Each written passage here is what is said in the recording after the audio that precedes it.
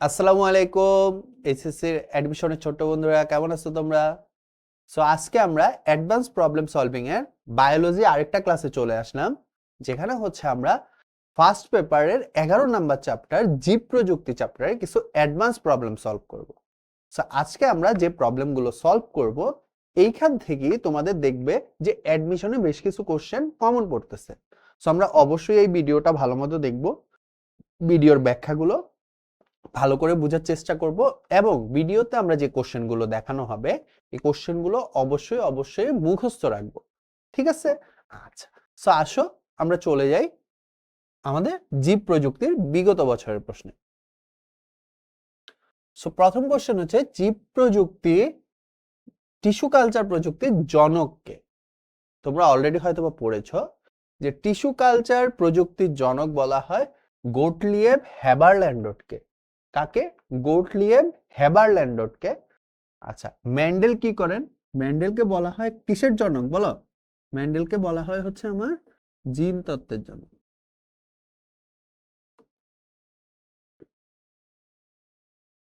আচ্ছা, ল্যামার্ক হচ্ছে সর্বপ্রথম বায়োলজি শব্দ প্রবর্তন করেন। বায়োলজি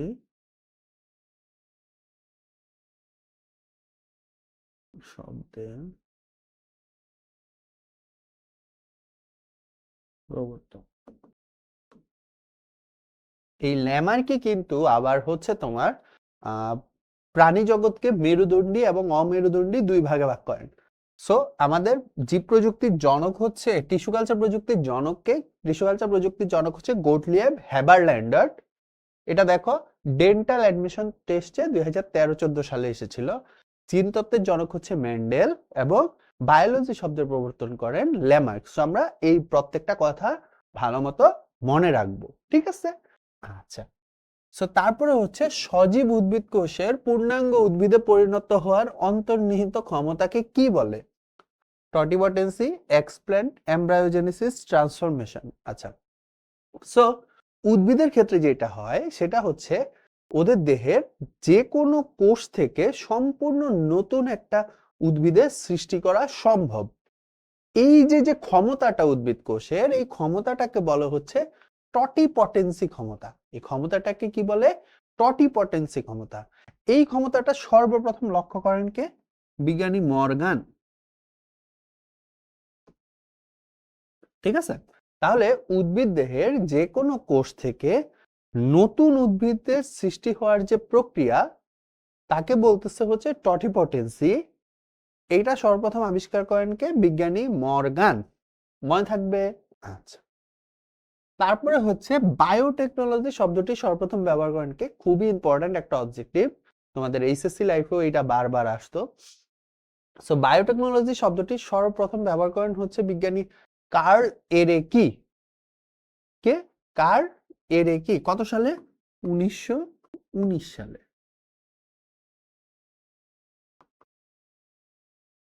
ঠিক আছে? তাহলে বায়োটেকনোলজি অর্থাৎ বায়োলজি প্লাস টেকনোলজি,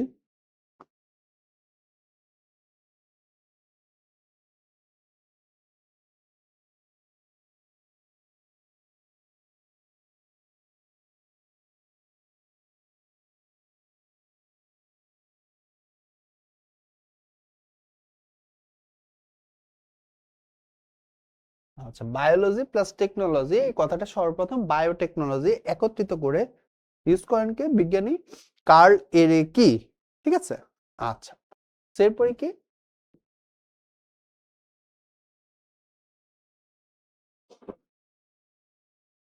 আচ্ছা, ব্লু বায়োটেক সরি ব্লু বায়োটেকনোলজির প্রয়োগ কোথায়? আমরা ব্লু, অনেকগুলো বায়োটেকনোলজি আমাদের ছিল, যেমন রেড বায়োটেকনোলজি চিকিৎসা ক্ষেত্রে ব্যবহার হয়, তারপরে গ্রিন বায়োটেকনোলজি কৃষি ক্ষেত্রে ব্যবহার হয়। তো সামুদ্রিক ক্ষেত্রে প্রয়োগ হয় ব্লু। তোমরা এভাবে মনে রাখতে পারো যে ব্লু, ব্লু মানে হচ্ছে নীল, সমুদ্রের পানি নীল।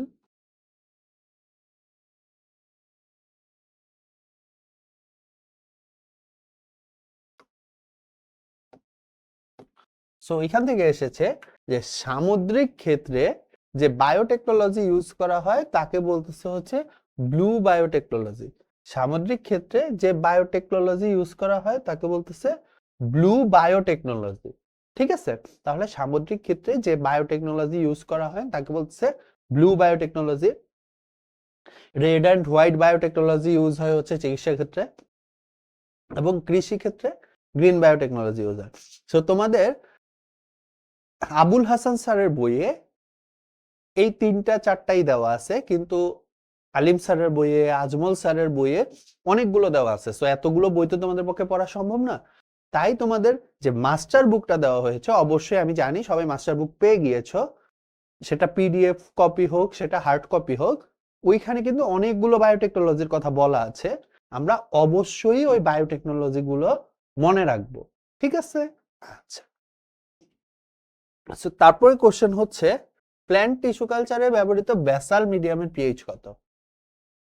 সো আমরা টিস্যু কালচারে যে মিডিয়ামটা ব্যবহার করি, যেটা মাটির মতো কিন্তু এক্সাক্ট মাটি নয়, তার সবসময় কি একটা নির্দিষ্ট পিএইচ থাকতে হয়।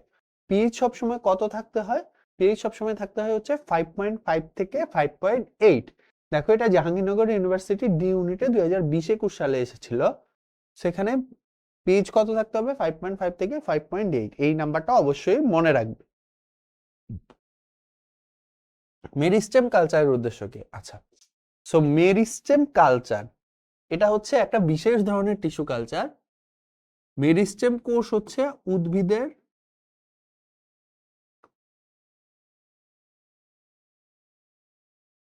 %100% রোগ জীবাণু মুক্ত একটি কোষ।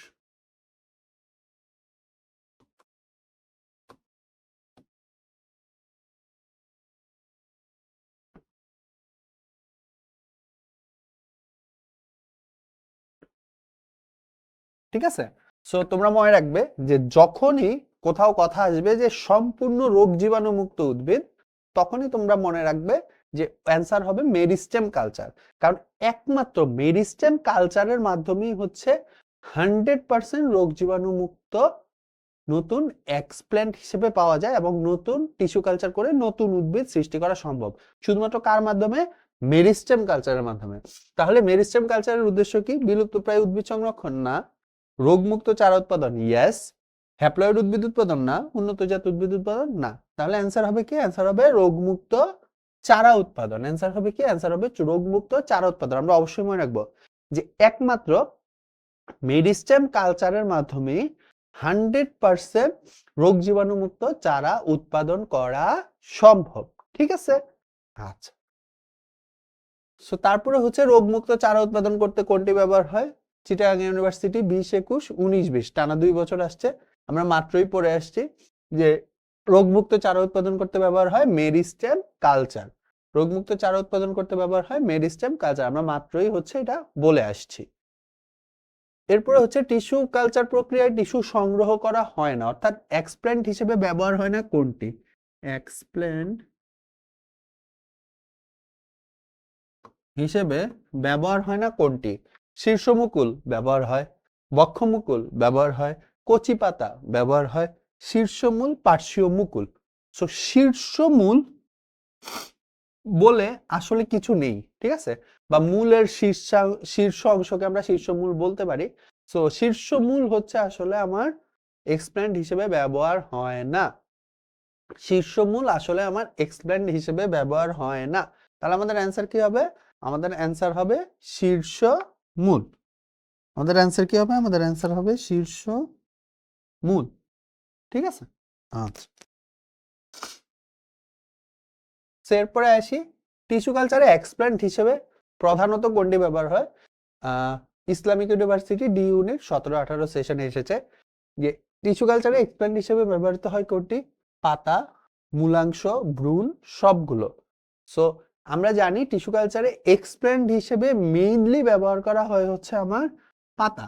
মূলের অংশ খুব একটা ব্যবহার করা হয় না, ভ্রূণও ব্যবহার করা হয় না। সো মেইনলি ব্যবহার করা হয় সেটা হচ্ছে পাতা। তাহলে আমার অ্যান্সার কি হবে? আমার অ্যান্সার হবে টিস্যু কালচারে এক্সপ্ল্যান্ট হিসেবে ব্যবহৃত হচ্ছে পাতা। ঠিক আছে, আচ্ছা।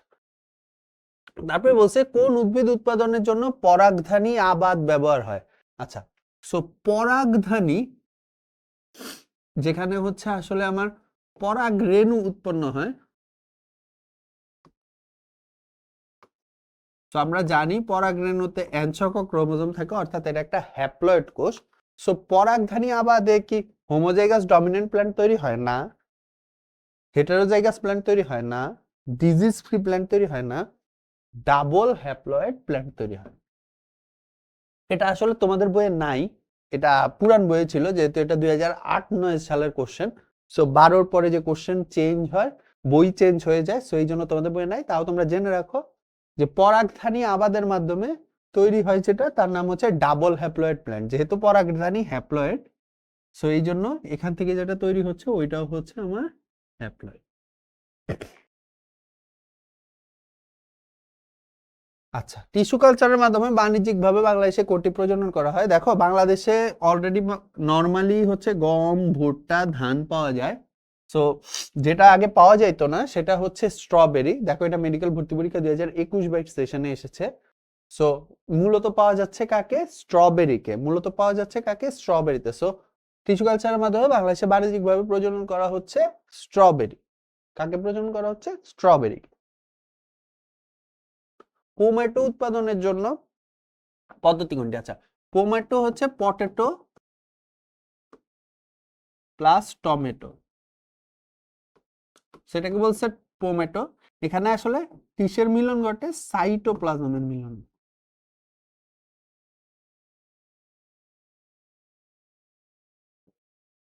এখানে আসলে কিসের মিলন ঘটে? সাইটোপ্লাজমের মিলন ঘটে। সো আমরা এখানে দেখি, তো সাইটোপ্লাজম বলতে এগুলাকে সাইব্রিডও বলা হয়। তো আমরা সাইটোপ্লাজমের মিলনের পাশাপাশি একে প্রোটোপ্লাজমের মিলনও বলতে পারি।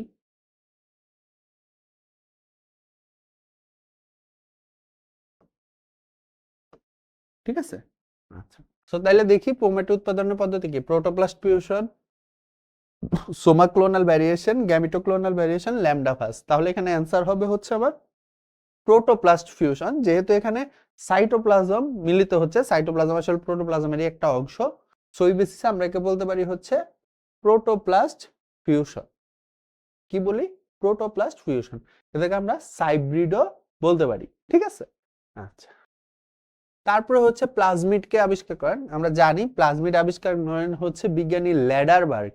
প্লাজমিড আবিষ্কার করেন কে? প্লাজমিড আবিষ্কার করেন বিজ্ঞানী ল্যাডারবার্গ। শোনো, প্লাজমিড আমরা জানি যে জেনেটিক ইঞ্জিনিয়ারিং জন্য খুবই ইম্পর্টেন্ট এবং প্লাজমিড থেকে প্রচুর পরিমাণে কোশ্চেন আসে। হ্যাঁ, সো প্লাজমিডটা আমাদের অবশ্যই খুব ভালো করে পড়তে হবে। প্লাজমিড আবিষ্কার করেন কে? বিজ্ঞানী ল্যাডারবার্গ। এরপরে বলছে কোলিসিন উৎপাদনকারী জিন বহন করে কোনটি?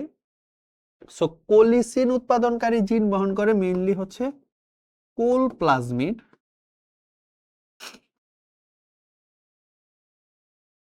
যা হচ্ছে আমার ভিব্রিও কলেরাইকে ধ্বংস করে। ভিব্রিও কলেরা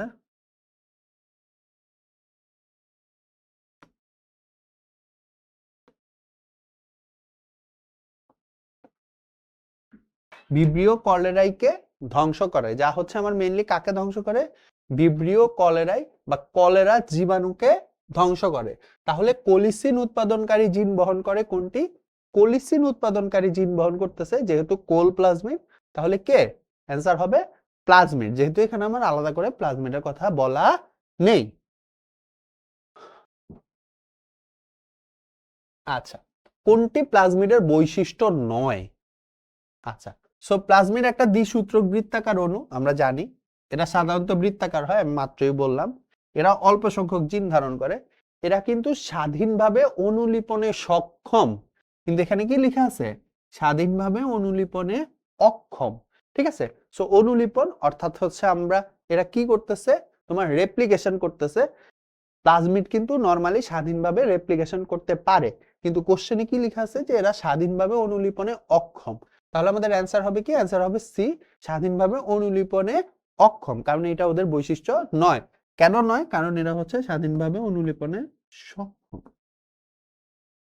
কোথায় আসছে? জাহাঙ্গীরনগর ইউনিভার্সিটি ডি ইউনিটে 18-19 সালে। ঠিক আছে, সো যারা জাহাঙ্গীরনগর ইউনিভার্সিটি ডি ইউনিটে পড়তে চাও, তোমাদের জন্য এই চ্যাপ্টারটা খুবই ইম্পর্টেন্ট। ইভেন ঢাকা ভার্সিটির জন্য এই চ্যাপ্টারটা খুবই ইম্পর্টেন্ট, যেহেতু অনেকগুলো সাবজেক্টের সাথে আসলে এই চ্যাপ্টারটা অ্যালাইনড, ঠিক আছে। আচ্ছা, সাধারণত প্লাজমিডের আকার কেমন হয়? সাধারণত প্লাজমিড হচ্ছে দ্বিসূত্রক এবং বৃত্তাকার, এটা আমরা মাত্রই বললাম। সাধারণত প্লাজমিড হচ্ছে দ্বিসূত্রক এবং বৃত্তাকার। কোন প্লাজমিডে অ্যান্টিবায়োটিক প্রতিরোধ সম্পন্ন জিন থাকে? সো আমরা জানি যে আর প্লাজমিডে 6টি অ্যান্টিবায়োটিক জিন থাকে, অর্থাৎ এরা 6টি অ্যান্টিবায়োটিক তৈরি করতে পারে।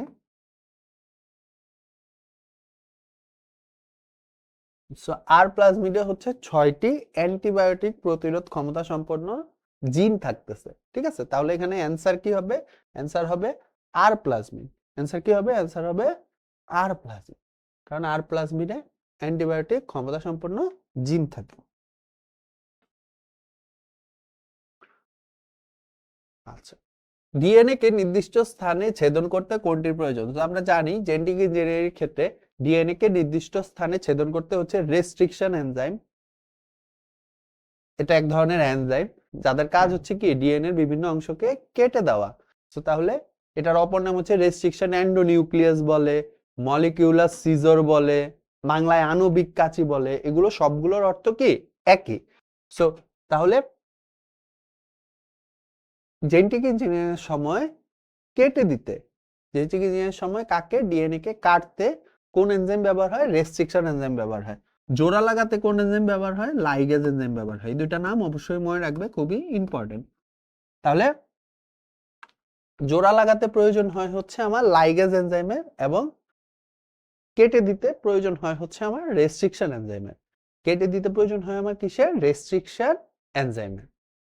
আচ্ছা, বায়োলজিক্যাল নাইফ বলা হয় কোন এনজাইমকে? আমি মাত্রই বললাম যে বায়োলজিক্যাল নাইফ বা আণবিক কাঁচি বা মলিকিউলার সিজার বা রেস্ট্রিকশন এন্ডোনিউক্লিয়াস, এই সবগুলাই বলা হয় আসলে কাকে? রেস্ট্রিকশন এনজাইমকে। এই সবগুলোই আসলে সরি, এই সবগুলোই আসলে বলা হয় কাকে? রেস্ট্রিকশন এনজাইমকে। কাকে বলা হচ্ছে? রেস্ট্রিকশন এনজাইমকে। তাহলে আমাদের এখানে অ্যান্সার কি? Restriction enzyme. কোনটি রিকম্বিনেন্ট ডিএনএ প্রযুক্তির জন্য অপরিহার্য? আমরা জানি হিস্টোন, নন হিস্টোন, প্লাজমিড, প্লাস্টিড। আমরা জানি যে হচ্ছে জেনেটিক ইঞ্জিনিয়ারিং এর জন্য আমরা বাহক বা ভেক্টর হিসেবে ইউজ করি যেটাকে, তার নাম হচ্ছে প্লাজমিড।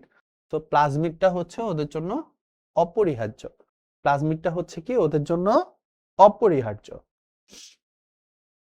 আচ্ছা, সো লাইগেজ এনজাইমের কাজ কোনটি? রাজশাহী ইউনিভার্সিটিতে আসছে 2021 সালে। নতুন ডিএনএ তৈরি না, ডিএনএ নষ্ট করা না, ডিএনএ খণ্ডক তৈরি করা, ইয়েস। ডিএনএ অনুলিপন করা। আমি তোমাদের একটু আগেই বলছি যে ডিএনএ কেটে ফেলা অংশকে জোড়া লাগানোর জন্য প্রয়োজন হয় যেটি, তাকে বলতেছে হচ্ছে আমার লাইগেজ। তাকে আমার কি বলতেছে? লাইগেজ। তাহলে ডিএনএ লাইগেজ এনজাইমের কাজ কোনটি? ডিএনএ খণ্ডকে যুক্ত করা। কাজ কোনটি? ডিএনএ খণ্ডকে যুক্ত করা। কোনটি আবিষ্কারের ফলে রিকম্বিনেন্ট ডিএনএ তৈরি সম্ভব হয়েছে?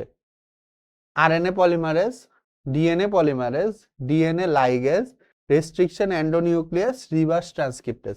আচ্ছা, এখানে এইটা এইটা দুইটাই হয় অ্যান্সার, ঠিক আছে। সো এই কোশ্চেনটাতে ডিএনএ লাইগেজও হচ্ছে জোড়া লাগাতে সাহায্য করে, যেটা রিকম্বিনেন্ট ডিএনএ এর জন্য খুবই ইম্পর্টেন্ট। আবার রেস্ট্রিকশন এন্ডোনিউক্লিয়াসও হচ্ছে প্রয়োজন পড়ে, যেটা আসলে কেটে ফেলার জন্য খুবই ইম্পর্টেন্ট। আমাদের অ্যান্সার দুইটাই হয়।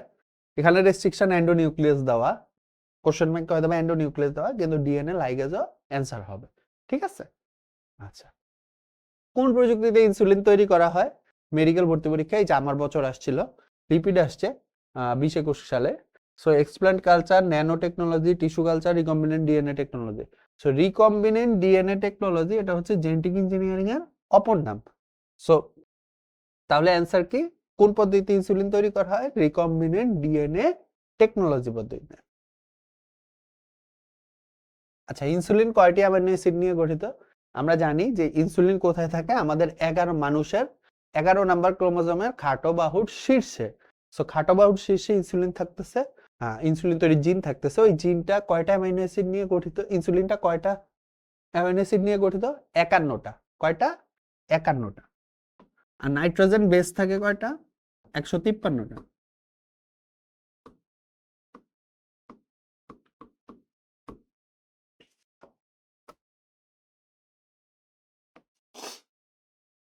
আচ্ছা,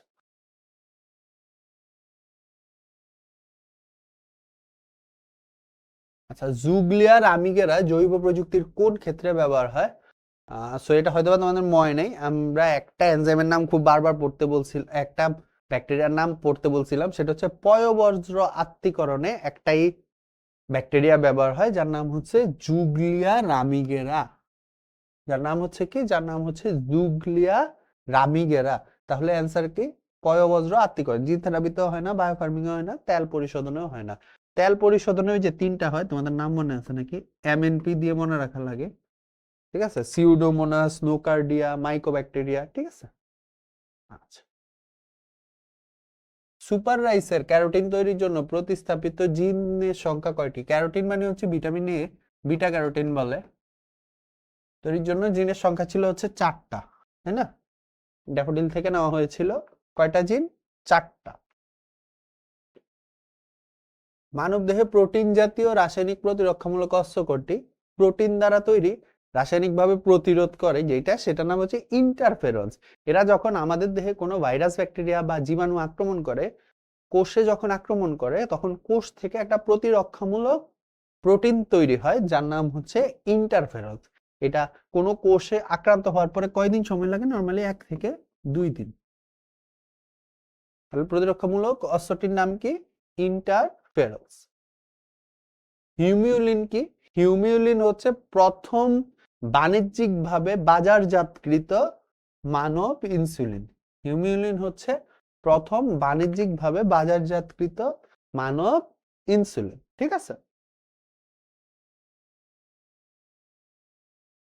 স্বাভাবিক কোনো কোষ ভাইরাস দ্বারা আক্রান্ত হওয়ার কতদিন পরে ইন্টারফেরন উৎপাদন শুরু হয়? আমি তোমাদের মাত্রই বলছি, দেখো, Pabna university of science and টেকনোলজিতে এই কোশ্চেনটা এসেছে। আমি তোমাদের মাত্রই বলেছি সময়কাল ছিল কতদিন? 1 থেকে 2 দিন। সময়কাল ছিল কতদিন? 1 থেকে 2 দিন। সো এখানে আছে 2 থেকে 1 দিন, একই অ্যান্সার। প্রথম ক্লোন করা প্রাণীর নাম। আচ্ছা, প্রথম ক্লোন করা হচ্ছে স্তন্যপায়ী হচ্ছে একটা ভেড়া, যে ভেড়াটার নাম ছিল হচ্ছে ডলি। সো অ্যান্সার হচ্ছে সি। মানব জীবনে জিনোমে ক্ষারক যুগলের সংখ্যা কত? আচ্ছা, ক্ষারক থাকে বইয়ের ভাষার মধ্যে 3.2 বিলিয়ন, যেটাকে আমরা যদি মিলিয়নে নেই তাহলে সবচেয়ে কাছাকাছি হচ্ছে 3000 মিলিয়ন বা 3200 মিলিয়ন। সেখানে যেহেতু এক্সাক্ট অ্যান্সার নেই, কাছাকাছি আছে হচ্ছে 3000 মিলিয়ন, তো আমরা অ্যান্সার দিব 3000 মিলিয়ন। বাংলাদেশে পাটের জিনোম আবিষ্কার করেন কে? তোমরা জানো যে বাংলাদেশের ডক্টর মাকসুদুল আলম স্যার এবং তার সহযোগীরা হচ্ছে তোষা পাট, পাট না এক্স্যাক্টলি, তোষা পাট, তোষা পাটের জীবন রহস্য আবিষ্কার করেন কারা? ডক্টর মাকসুদুর রহমান এবং আলম এবং তার সহযোগীরা। বাংলাদেশি বিজ্ঞানীগণ যে উদ্ভিদটির জিনোম সিকোয়েন্স সম্পন্ন করেন? আচ্ছা, ওইটা বলছি তোষা পাট। তোষা পাটের বৈজ্ঞানিক নাম হচ্ছে করকোরা সলিটোরিয়াস। নর্মাল পাটের বৈজ্ঞানিক নাম হচ্ছে করকোরাস ক্যাপসুলারিস, তোমরা 9, 10-এ পড়েছিলে। আর তোষা পাটের বৈজ্ঞানিক নাম হচ্ছে করকোরা সলিটোরিয়াস। চিটাগং ইউনিভার্সিটিতে 11-12 সালে এসেছিল। আচ্ছা, সো তাহলে আজকে এইটুকুই। এই চ্যাপ্টারটা খুবই ইজি একটা চ্যাপ্টার, এখান থেকে অনেক কোশ্চেন আসে। সো তোমরা অবশ্যই চেষ্টা করবে যাতে এই চ্যাপ্টারের যতগুলো কোশ্চেন আসে সবগুলো যাতে খুব ইজিলি পেরে যাও। এবং আজকে আমরা যতগুলো নিয়ে আলোচনা করেছি এইখান থেকেই দেখা যাবে যে 80% ক্ষেত্রে এখান থেকেই কোশ্চেন কমন আসতেছে। এর পাশাপাশি তোমরা বই, মাস্টার বুক, কোশ্চেন ব্যাংক গুলো দেখে শেষে হচ্ছে এক্সারসাইজ বুক গুলো সলভ করে যাবে ইনশাল্লাহ। তোমরা যাদের স্বপ্ন যেইখানে, ঢাকা ভার্সিটি হোক, ইঞ্জিনিয়ারিং হোক, ইনশাল্লাহ চান্স পাবে। তাহলে আজকে এইটুকুই। আসসালামু আলাইকুম, আল্লাহ হাফেজ।